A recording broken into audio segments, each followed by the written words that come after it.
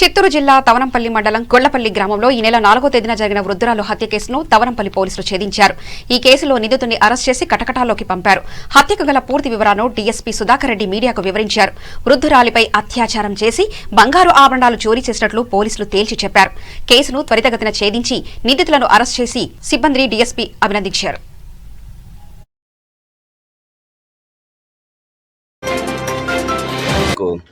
రాత్రి ఒక మంగమ్మ అనే 75 ఇయర్స్ వృద్ధ మహిళను ఎవరో గుర్తు తెలియని వ్యక్తులు చంపేసినట్లుగా మన తవనంపల్లి పోలీస్ స్టేషన్కు ఫోన్ రావడం జరిగింది. దాని మీద ఇమీడియట్గా మన తవనంపల్లి పోలీసులు west inspector Lakshmikanth Reddy scene of అఫెన్స్కు వెళ్ళడం జరిగింది. ఆ రోజు అలాగే సీన్ ఆఫ్ అఫెన్స్లో మొత్తము వెరిఫై చేస్తే ఆ మహిళ మీద లైంగిక దాడి జరిగినట్లు, ఆ మహిళ మెడలో ఉన్నటువంటి చెవుల్లో ఉన్నటువంటి 2 బంగారు కమ్మలను కూడా తీసుకోబోతూ ఆ మహిళను దిండు పెట్టి అదిమి చంపినట్లుగా ప్రాథమికంగా మనకు దర్యాప్తులో తేలడం జరిగింది.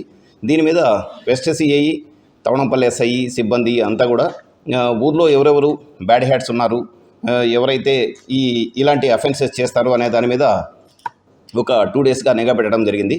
దీంట్లో కొంతమంది విలేజ్లో ఆకతాయిగా తిరిగేవాళ్ళు, వాళ్ళ మీద నిఘా పెట్టడంలో ఒక సుధాకర్ అనే వ్యక్తి ఆ రోజు అఫెన్స్ జరిగిన రోజు నుంచి కూడా ఊర్లో లేడని చెప్పి సమాచారం రావడం జరిగింది. దాంట్లో విచారణలో ఈరోజు మన వెస్ట్ ఇన్స్పెక్టర్, తవనంపల్లి ఎస్ఐ వీళ్ళందరూ కూడా ఇతని కోసం గాలిస్తూ ఉంటే ఈ వ్యక్తి మోదులపల్లి దగ్గర వీళ్లకు తారసపడ్డము, అతన్ని అదుపులోకి తీసుకోవడం జరిగింది. ఇతన్ని అదుపులోకి తీసుకొని విచారణ చేసినట్లు, అలాగే ఆ చెవుల్లో ఉన్నటువంటి 2 కమ్మలను కూడా తీసుకోపోయినట్లుగా ఒప్పుకోవడం జరిగింది. అతన్ని సెర్చ్ చేస్తే అతని దగ్గర అరెస్ట్ చేసి కోర్టులో సబ్మిట్ చేయడం జరుగుతుంది.